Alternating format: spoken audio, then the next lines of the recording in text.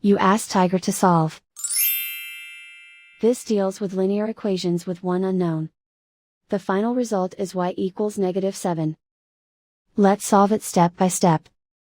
Simplify the expression. Expand the parentheses.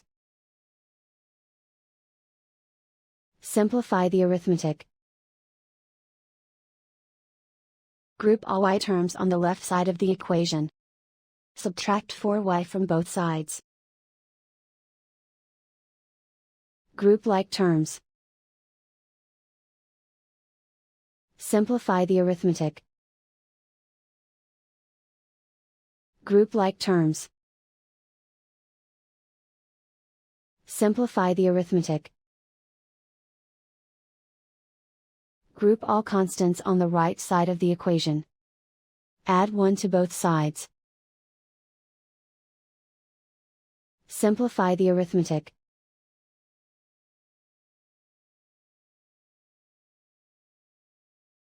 Isolate the y. Divide both sides by 5.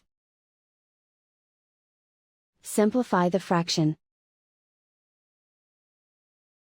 Find the greatest common factor of the numerator and denominator.